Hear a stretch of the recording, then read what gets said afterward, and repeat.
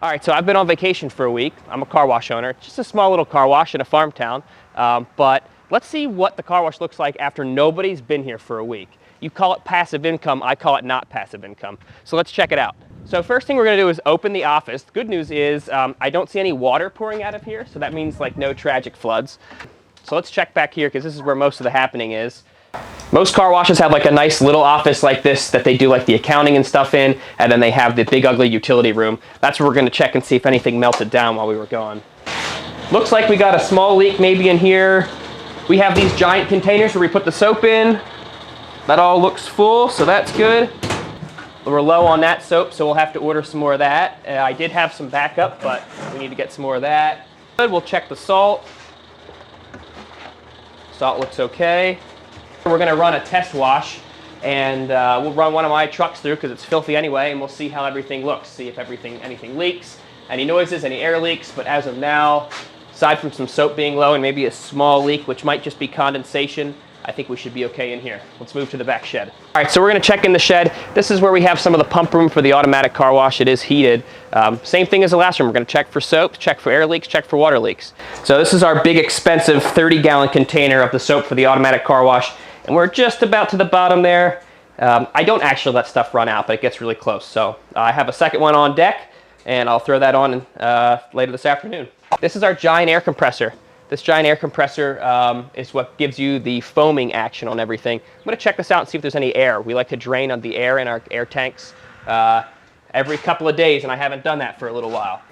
Okay, so typically this compressor holds 150 pounds of air, and I'm noticing it's down to like 40. Which means either the breaker got messed up or it's full water because the check valve went bad. So we'll be able to check when I empty this water relief down here and see what happens. So definitely a little bit more moisture than we should have, but if you come check this out in here, we're thinking probably this breaker tripped because of heat or moisture or something that failed in the car wash. So I'm gonna reset that and see what happens.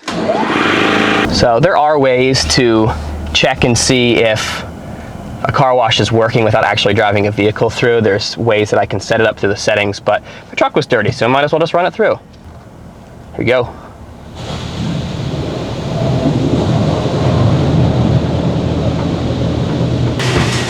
All right, so let's check in the office and see if anything's leaking.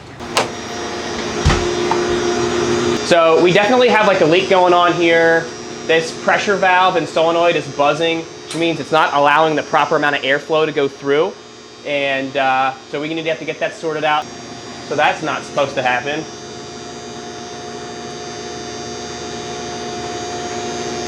So that's one of our air solenoids for the high pressure pre-soak. And clearly that air line got water in it somehow, and now it's puking it all out the regulator. This is the part that everybody wants to see on YouTube and TikTok. That's collecting the money. Now, it's been super slow because it's the summertime, so don't expect as big of a haul as you think. This is our kiosk for the automatic car wash. I don't suspect it did that great while I was gone. In the summertime, a lot of people like to do it themselves, but we want to check things like the change, the receipt paper, stuff like that. Make sure everything looks good.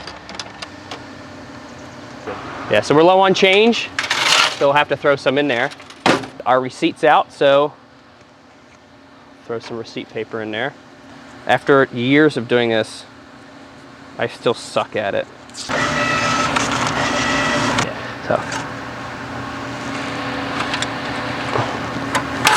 so mixture of 10s and 20s, not bad. So we've already counted this. We know how much it is and everything. We're always making sure we keep good track of our books. We're gonna throw most of this in here for change.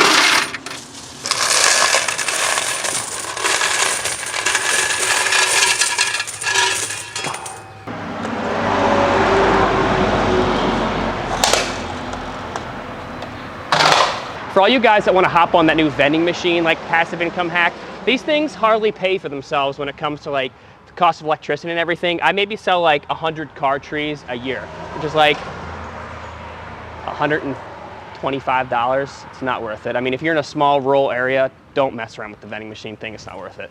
Vacuums usually aren't that big around here. We only get like $1 for stuff anyway, so.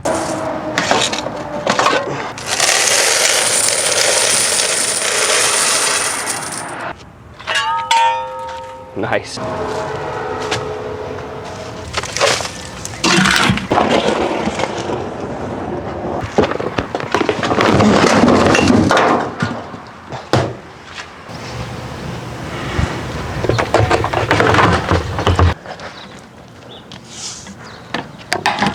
All right.